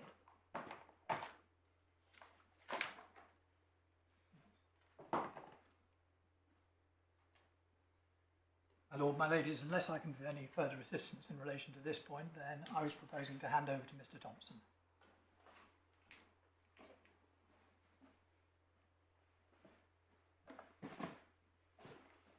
Yes, Mr Thompson. 1 minute, my lord. I'm afraid I'm so tall I need as many boxes as I can muster. I think I have half an hour. Before I begin, if I could just provide the court with a reference to the Alexandros T case that Mr Hancock mentioned. That's Authorities B, Volume 3, tab 40, page 773, paragraph 89. If it pleases the court, I intend to address matters in the following way. I would like first to outline how this particular issue, which is whether an arbitrator seated in London under the Arbitration Act has power to order a state to do or refrain from doing anything, or to award specific performance, arises in the context of these particular appeals. Second, I will show your lordship and your ladyships how the earlier tribunals briefly dealt with this issue. And thirdly, I would then turn to the decision of the judge and set out why we say he reached the wrong conclusion and why Sir Peter Gross and Dame Elizabeth Gloucester were right in this question. So if I could start with how this issue fits into the context of the appeals, there are essentially two ways. The first is in relation to monetary relief. This is, in a sense, the third alternative limb. The club argued in the arbitrations that arbitrators had power to grant equitable damages against a state in addition to or in lieu of an injunction under Section 50. And that obviously gave rise to two issues. The first is the one that Mr Hancock has just addressed, namely whether a court could grant Section 50 damages, in which case, undoubtedly, an arbitrator could as well. The second was whether if a court could not do so, an arbitrator nonetheless could, because the power in Section 13(2)(a) of the State Immunity Act did not restrict the powers of arbitrators in relation to their own remedies. Sir Peter Gross agreed with the club on the second way of putting the issue, which is the one I will be addressing, and therefore did not need to address the first. As Mr Hancock has said, Dame Elizabeth Gloucester did not address Section 50 damages at all because of her conclusion on equitable compensation.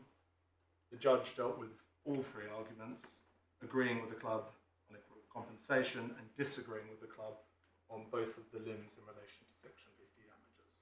That's how the tribunals dealt with them. In form, the point is therefore a respondent's notice point in the case of both Spain and France. For the transcript, the relevant notices are in the core bundle at tab 29, pages 526.5 in the case of France and 526.19 in the case of Spain at paragraph 11A in each. It follows, therefore, that if the club is correct in relation to equitable compensation or in relation to Section 50 damages from the court, this point does not need to be decided in the context of the indemnities which the tribunals have granted, although obviously the court may feel it is a point of principle that it is worth deciding. And as I will come to, it arises in a different context in any event. The second way in which the issue arises is because in the arbitration against France, Dame Elizabeth Gloucester, as my lord has noted, did award the club an anti-enforcement injunction. For court's reference, this was addressed in her award as a matter of discretion at paragraphs 179 to 202 in the relevant order. If I could show that to your lordship and your ladyship so you've seen it, is paragraph 3 of her second partial award in the core bundles at tab 39, page 945.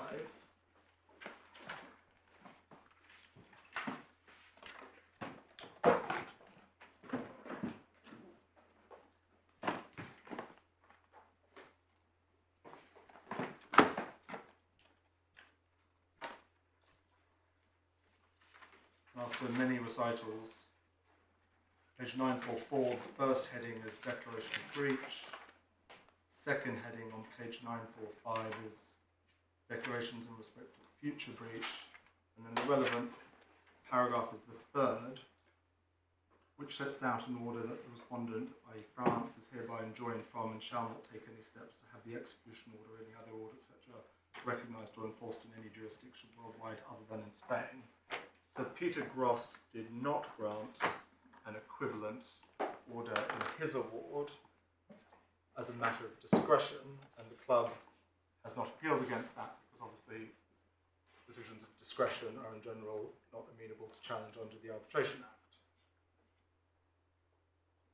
Act. On the question of France did appeal that award in its arbitration claim form on the basis of power, France was granted an extension of time to pursue that ground, and he set aside Dame Elizabeth's award. For your reference, that's paragraph 2 of his order in core volume 3, tab 34, page 634. The club was given permission to appeal on that issue, and the relevant appellant's notice is at tab 30 of the core bundle, page 527 at 538.1. So the issue formally arises and needs to be determined in that context. If I could now show the court how the previous tribunals have approached this question, the easiest starting point is in the judgment of Mr Justice Henshaw, who first considered this issue at the stage of the club's application to appoint Sir Peter Gross as arbitrator in the reference against Spain. This is in Authorities B, volume 4, tab 47, page 1001.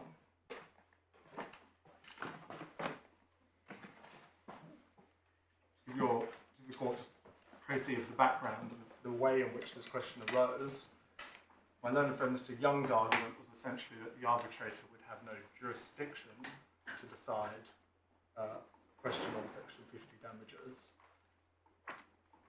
The relevant threshold to that question, Mr Justice Henshaw accepted, was one of good arguable case.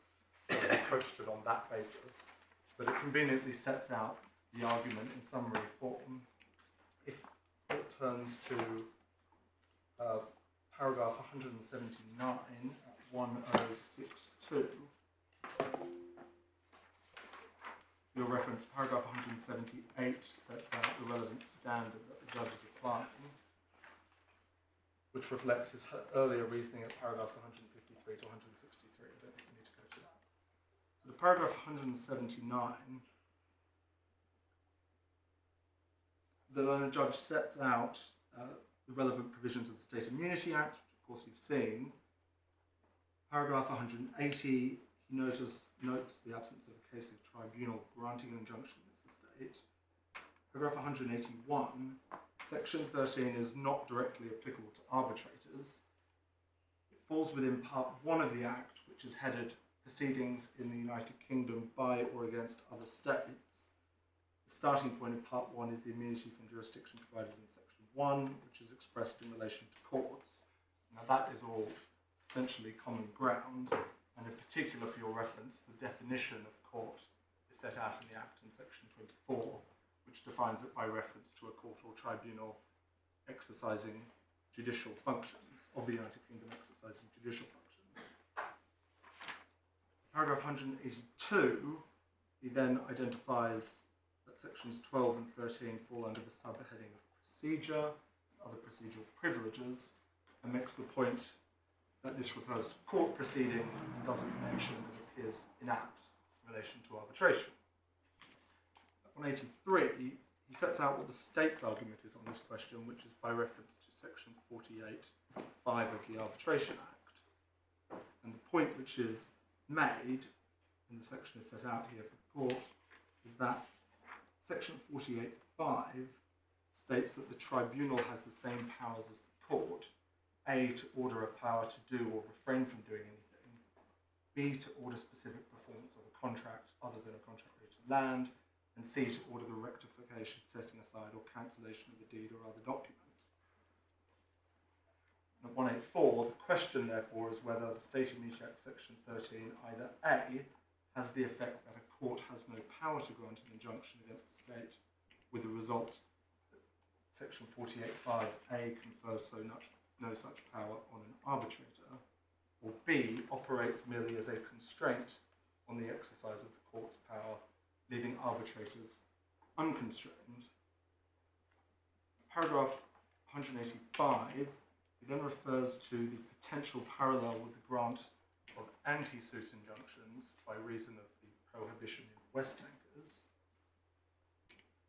In paragraph 186, he notes that on Spain's approach, an English arbitral tribunal would be unable to issue an anti-suit injunction relating to proceedings in a member state court, on the ground that an English court would lack the power as well.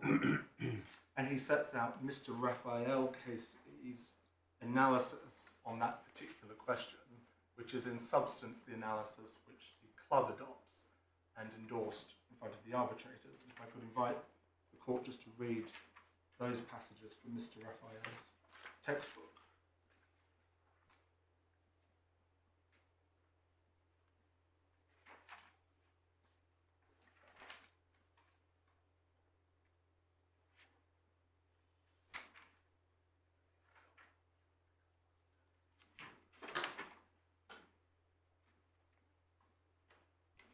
And then down to the bottom of paragraph 188.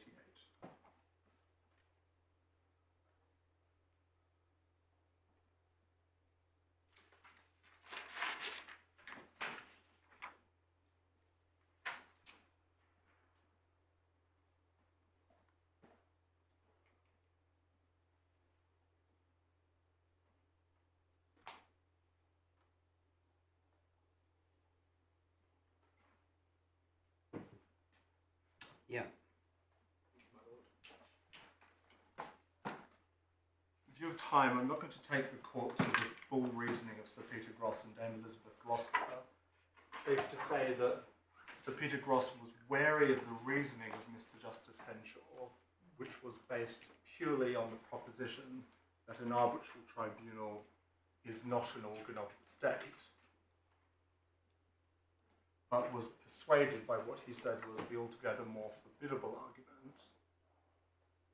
that section 48 of the Arbitration Act was intended and operates merely to confer a default class of remedy, and that section 13(2)(a) of the State Immunity Act is a restriction on the exercise of that remedy, which is inapplicable to arbitrators, such that any restriction which applied to a court but which did not apply to an arbitrator and was not logically applicable to an arbitrator would not be carried over as a restriction on the arbitrators. For your reference for the transcript, Sir Peter Gross addressed this at paragraphs 281 to 294 of his award, and in particular paragraphs 288 to 294. That's at core tab 36, pages 792 to 798. Dame Elizabeth Gloucester also independently reached the same conclusion, and references are paragraphs 168 to 178 at core tab 38, pages 918 to 2921. And she, like Mr. Justice Henshaw in particular, thought that the analogy with the Brussels regulation was a sound analogy. If I could turn to the decision of the judge then, and why we say he erred on this question. His reasoning is set out at paragraphs 338 to 361, at the end of his judgment against in the arbitration appeals concerning Spain. This is at core tab 9, pages 292 to 297.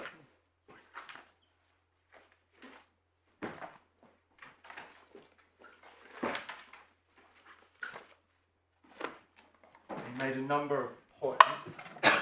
Paragraph 339 on page 292 electronic. He said he had not found the point an easy one, but had come to the conclusion that the arbitrators were wrong. At 348 on page 294, there's a bit of background which I think we can skip. Paragraph 348, he said, the starting point, there's no suggestion that in this case the arbitrator had any power to award an injunction otherwise than by virtue of section 48.5. That's correct because the nature of the present arbitration agreement is that it was ad hoc. So this was simply arbitration under the terms of the Arbitration Act, subject to English law, and did not incorporate in particular any institutional rules which might provide any broader power. So he was focused only on section 48.5. At 350, he said section 13.2a removes the jurisdiction, and therefore that carried over to section 48.5. Paragraphs 351 to 353, he relied on the materials that Mr. Hancock has already referred to, the decisions of Justice Saville, paragraph G. 354, he said he was not satisfied section 48.5 was only referring to a default class of powers, and he obtained support for this on the reference to the word party. Paragraph 355, he rejected the analogy with the Brussels regime because he said that the latter resulted from judicial decisions as opposed to an express statutory restriction. And he said that there was a difference because Gazprom showed that an award of arbitrators granting an anti-suit injunction could be enforced elsewhere. Paragraph 356 to 358, he said that the difference between the particular default remedies in section 48, i.e. declaration or monetary relief, which is not tied to the same powers of the court, was different from section 48.5 deliberately in his view in order to prescribe parity between the power of a court to grant one of those three species of relief in section 48.5 in order to assure domestic enforcement. And finally, at 359 to 360, he questioned the utility of such a remedy and said it couldn't be that Parliament had intended to provide the power in order to lead to enforcement in other countries. And finally, there's an additional point the judge made in relation to his judgment against France, in relation to the provisions of the County Courts Act, which I will come back to at the end. In my submission, the conclusion of the judge was wrong on this question because he erred in 5 respects. First, in my submission, the judge misinterpreted the legal effect of section 13.2a of the State Immunity Act and failed to give due weight to its inapplicability to arbitration. Second, the judge's construction of section 48.5 was wrong. It does confer a general class of default remedy and is not subject to a restriction which is not logically applicable to arbitrators. Third, the judge was wrong to reject the analogy with the prohibition on courts from granting an injunction under the Brussels I regulation. Fourth, the judge was wrong in his reliance on an assessment of utility. And fifth, the judge's conclusion was not supported by the terms of the County Courts Act 1984, on which he relied, and which the club submits, in fact, supports its interpretation. If I could address those points probably relatively briefly in view of the fact that it is set out in some detail in our skeletons. First, in relation to the State Immunity Act, the starting point in my submission is the State Immunity Act does not address the question of the powers of an arbitrator. There is no indication that Parliament ever intended to or did consider the application of the Act to arbitrators. For the Court's reference, the Act does address arbitration in two places, in Section 9 concerning court proceedings relating to arbitration, and in Section 13(2)(b) concerning court proceedings for the enforcement of an arbitration award. Otherwise, the State Immunity Act is silent in relation to arbitration. In particular, the policy concern which lies behind Section 13(2)(a) of the State Immunity Act, prohibiting an injunction, was explained by Sir Ross Cranston and by the Court of Appeal in the Resolute, which of course my Lord is very familiar with. The references, I don't propose to turn it up, for Sir Ross Cranston's decision is at paragraphs 120 to 121, tab 54, page 1410, and the point he makes by reference to a passage from Fox and Webb in the Law of State Immunity, which refers to the Hansard materials, is there had been some debate at the time. There were two debates, one on the 16th of March and one on the 23rd of March 1978, where Lords Denning and Wilberforce were looking to find a means of ensuring some effective form of Moravian relief against states, and it was knocked back by the government on two occasions on the basis that an injunction was a coercive remedy backed by measures of contempt and therefore inappropriate. The second point was made, the same point was made in my Lord Master of the Rolls judgment in the Resolute, paragraphs 50, 55 and 54, at tab 56, page 1463 to 1464. That particular policy rationale obviously has no application to an arbitrator because the powers of an arbitrator cannot be coercive absent enforcement. Similarly, the Arbitration Act 1996 makes no mention of the immunities or privileges relating to states. The DAC report from February 1996 makes no mention of the issue at all. Again, in my submission, that is unsurprising. Can I just ask you, I mean, it just seems to me slightly odd. The terms of the Arbitration Act in Section 48 are pretty clear, aren't they? They say, in terms, that, if I'm just looking at it, 48.5, the tribunal has the same powers as the court to do certain things.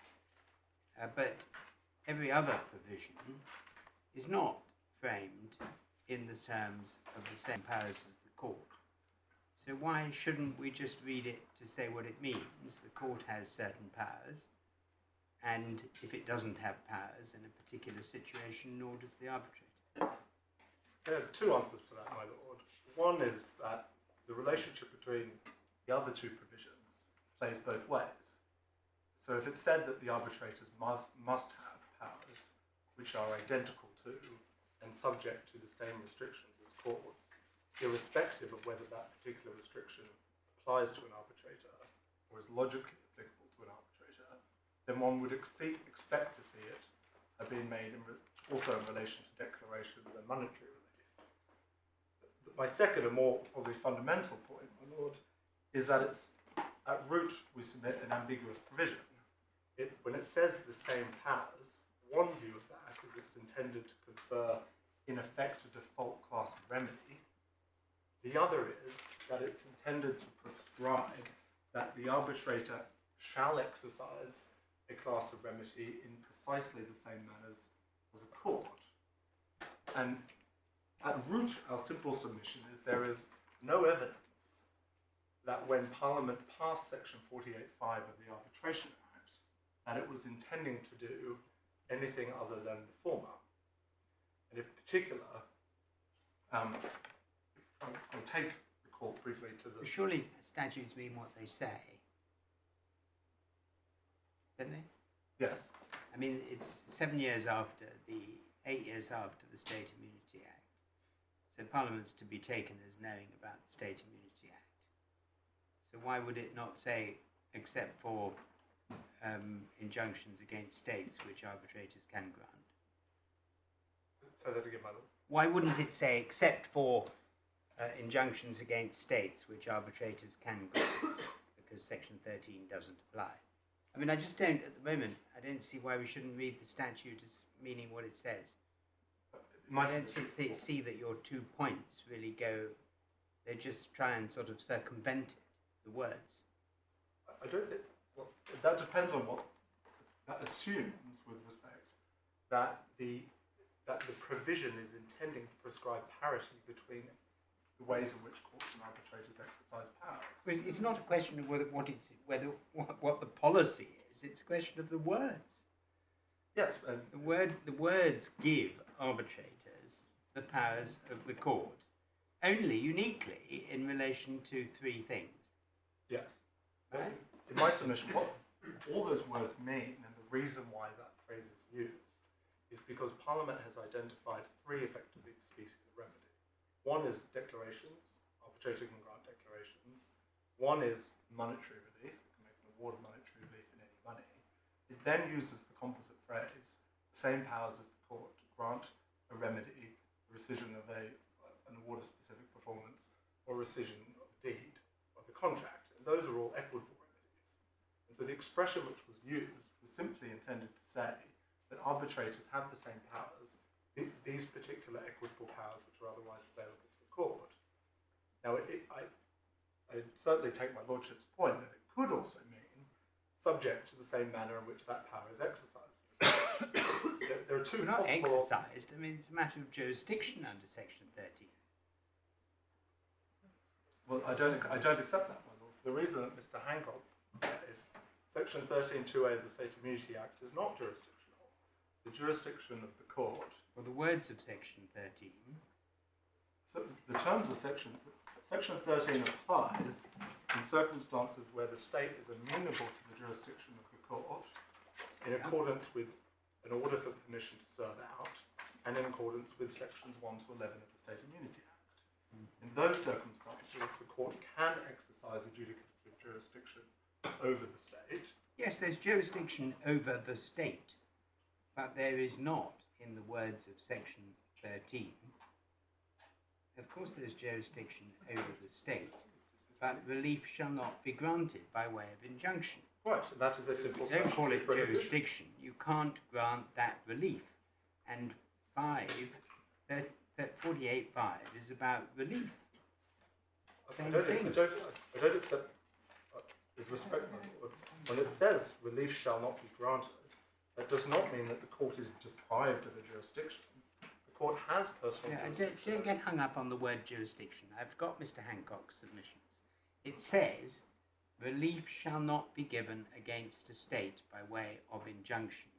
Quite. And what I don't understand is if the other section says in very clear terms that the tribunal has the same powers as the court, why is that not relating to the powers of the court? For the reason I've said, my lord, because there is a power and there is a jurisdiction, and the State Immunity Act says that power shall not be given in court. If one then asks, well, does an arbitrator have the power? The answer is yes, they do. They have the same power as the court to grant an injunction. It's a general remedy. And the answer, and the next question is, well, is that power curtailed in the question of an arbitrator? The answer is no, it's not, because Parliament never saw fit, no reason, because it had no reason to curtail the exercise of that power in the case of an arbitrator. I mean, one of the unattractive consequences, if I could put it this way, my lord, is you are being invited to accept the proposition that for all court-based restrictions across the board, as they exist now and as they may in future exist, the powers of the arbitrator are inevitably tied to the powers of the court. And a much more attractive... They're not, because the parties can agree all sorts of things. If the parties agree.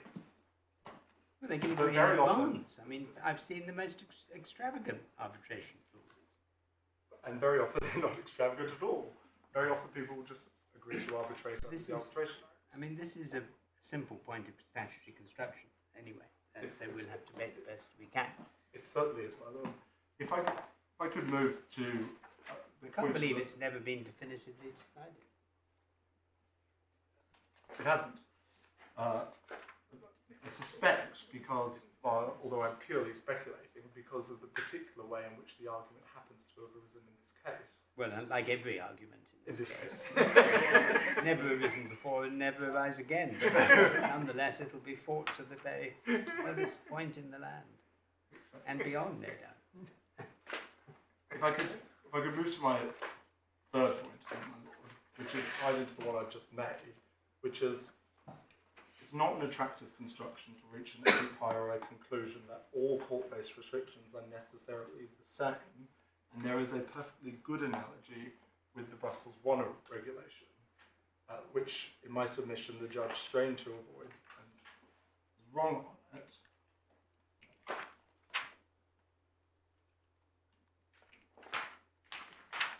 The Brussels regulation is primary EU legislation and had direct effect in the United Kingdom under an Act of Parliament. It prohibited an English court. Not now, yeah. Well, not now, but at the relevant time. It prohibited an English court from granting an injunction in proceedings outside the scope of the regulation. That was a statutory limitation on the power of the court. The fact that it was held to achieve this by reason of a decision of the Court of Justice interpreting that legislation makes no difference in my submission. That legislation does not apply to arbitrators who owe no duty of mutual trust to member state courts and whose remedies are not backed by penalties. That was correctly stated in Gazprom, paragraphs 37, 39 and 40. And in my submission there is no real difference between that situation and the State Immunity Act.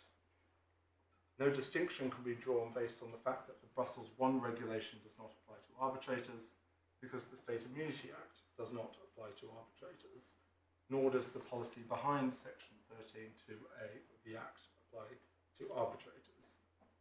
The judge appeared to conclude... I mean, this business that it doesn't apply to arbitrators is very interesting, but actually Section 13 is more complicated than that, because it says subject to subsections 3 and 4 below, which refer to enforcement of arbitration awards. So it's absolutely essential to the working of the State Immunity Act that arbitration is understood to exist. I mean, it's not, you can't just say, of course it doesn't apply to arbitrators, but they know about arbitration and they're thinking about it when enacting this provision. Quite, and they said nothing about the powers of arbitrators to grant equivalent relief. I mean, if Parliament had intended to curtail it, one might actually expect them to have said something about it, which is a point Dame Elizabeth made in her award. Well, they didn't have, I don't know what the earlier Arbitration Act said, but... there was a power to grant specific performance in the Arbitration Act 1950, Section 15. The general powers under Section 48. What about a power to grant an injunction? That question seems to have been debated, but there was no clear resolution of it. There's a discussion in Mustle and Boyd which raises the question. There are two oblique judicial references, one from a 1950s case. No, I wish I'd never asked now, Mr. There is. But I only say the point, my lord, because actually one of the reasons... I'm duly impressed there. I only say the point because actually one of the reasons why they passed Section 48 of the Act was because of the doubts expressed in relation to the powers of arbitrators to grant an injunctive remedy. One of the other reasons they included Section 48(5)(c) was there had been a series of cases raising the question as to whether an arbitrator could rectify a deed. And so, what did the new draft bill say? None of the Law Commission reports say anything. No, the bill that was going through Parliament when the election happened, the arbitration bill, that I think failed, didn't it?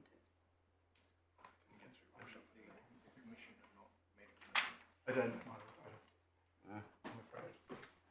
We can look. Might be interesting then. I have checked the Law Commission reports, but those Those didn't have any recommendations. Didn't have any recommendations. No recommendations So on probably this there wasn't anything in it about this. There was some About debate. 48. Probably 48 stood. There was some debate about Section 39, Yeah. which raises a similar issue because the same powers available for provisional awards are those available to an arbitrator under Section 48, but not on this topic. But the point just made is that all that Parliament, my submission, was intending to do in 1996, as it said in the DAC report, was to clarify the general class of powers available to an arbitrator, and not to necessarily tie them in all instances to the positions in which courts can exercise their powers. And if So have you got the reference to the DAC saying that last yes, my lord. clause? Because it's the last clause that's quite important, and not to tie it to any limitations on that power. Is that what it really said? My lord, I can't hear you. Is that what it really said? That it was not to tie it to any limitations on the power of the court? No, it didn't say that expressly. I'll show you the Sorry, passage. that's what I thought you really... It's Authorities B, Volume 1, Tab 8. Yeah.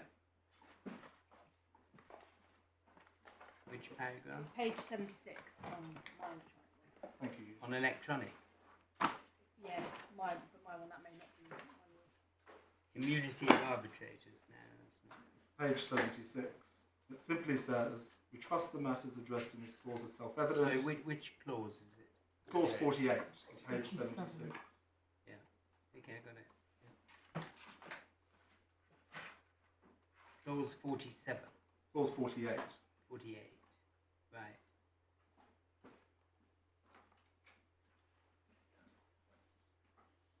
Down a bit. Down a bit.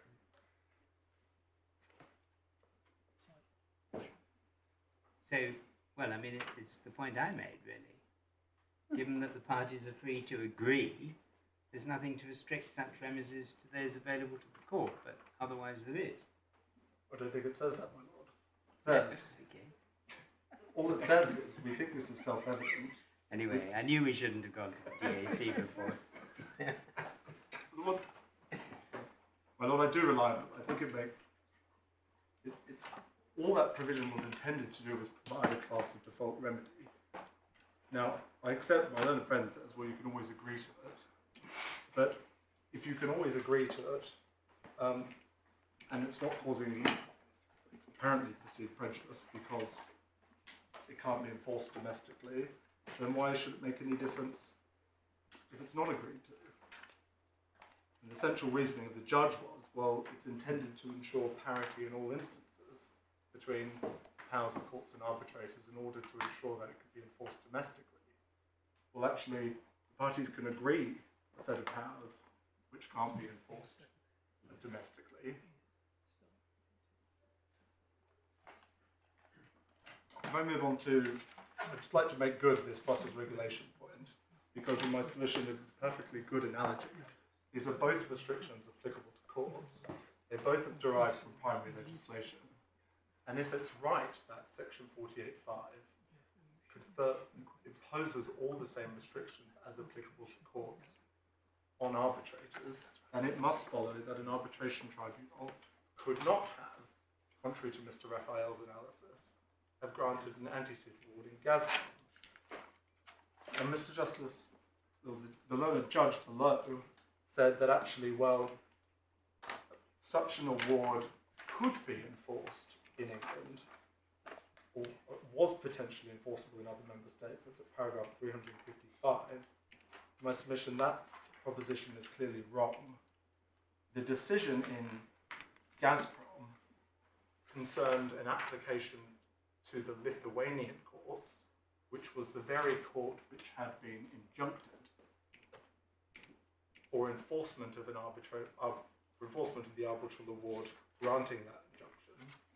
And the question that the Court of Justice had to consider was, well, from the perspective of the court which is being injuncted, is it obliged to recognise the arbitration award under the New York Convention? And the Court of Justice said the principle of mutual trust did not apply to arbitrators, and it could not apply, the West Tankers restriction could not apply to the Lithuanian court, because it was the court which was the subject matter of the injunction.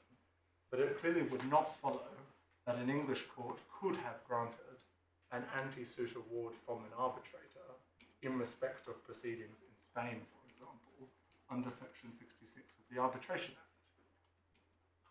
That would have been, albeit a matter out with the scope of the regulation, an order of the court in the terms of an arbitral award injuncting proceedings in a foreign state. So in my submission, what is good for the Brussels regulation must also be good for the State Immunity Act. And I only make that point again to emphasise that it's not attractive in principle to have a construction which necessarily ties the powers of courts to arbitrators, irrespective of the particular policy which pertains to that restriction. One should actually ask first, does the arbitrator have a general remedy? Second, has Parliament curtailed that remedy in respect of arbitrators, or is the curtailment in respect of court logically applicable to arbitrators? And in my submission, that doesn't apply in relation to Section 13.2 of the State Immunity Act, because it's not a coercive remedy in the hands of the arbitrator. My Lord, if I could take you briefly to the final point, which is the reliance the judge placed on the County Courts Act in his judgment against France, because this may show your lordship an instance in which Parliament has tethered the powers of an inferior tribunal, namely the county courts. Could you just give me the paragraph in the judgment? Yes, my lord. It's paragraph 56 in the judgment. Paragraph? 56. Oh, in the third judgment. Exactly, my lord. It's in the judgment against France, which is at core tab 35, page 656. So you said 56, did you? It's paragraph 50. Well, starting at paragraph 50 on page 657, there was some reference to a decision in Casson and Jason. Yeah. Because, like my lord, the learned judge was asking whether there are any cases on this, and there's really only been one relevant decision. We don't need to go into Castor and Jason, but it concerned the relevant powers of the County Courts Act. And at paragraph 53, the judge said, I think this is a good illustration as to how Parliament sees a power as being jurisdictional. He said this was the restriction of the powers of the court which Lightman considered relevant was that contained in section 38(3)(b) of the County Courts Act, which provides that the county court shall not have power to make an order of a kind which may be prescribed by regulation, coupled with regulation 3 of the 1991 regulations, which provided that a county court shall not grant prescribed relief. He said this is an indication that the legislature treats the power of a court as being limited by a provision which takes the form of a prohibition. If I could just show your lordships the relevant provisions, point make, which is in Authorities Bundle 1.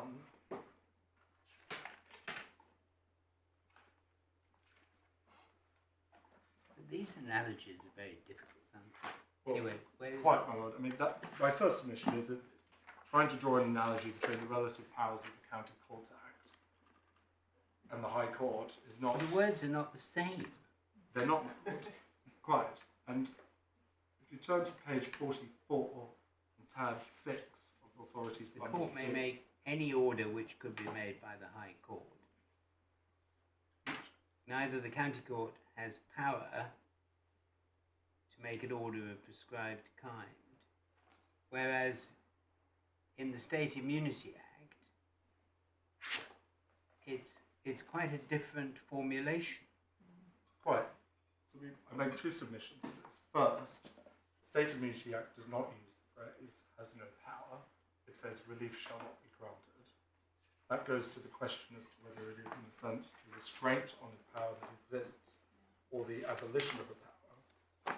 The second point that I make is actually section 38(1) is a good illustration of the types of language that Parliament does use when it is intending specifically to tether the power of an inferior tribunal to that of the High Court. It says, subject to what follows, the county court may make any order which could be made by the High Court if the proceedings were in the High Court. And obviously, the point I make is section 48.5 is drafted in fundamentally different terms, which reflects its general intent, which was to confer a class of remedy not necessarily subject to all court-based restrictions. Unless I can assist the court further. No, thank you very much, Mr. Thompson. So we proceed tomorrow with you, Ms. Dilnott? My lord, yes. I'll be taking injunctive relief. I'm going to do that first, Okay. followed by Ms. Hart dealing with section 50. We're swapping them because we think you have to get jurisdiction and power straight, and then that provides the answer to section 50. So that will be the order. Lovely. Thank you.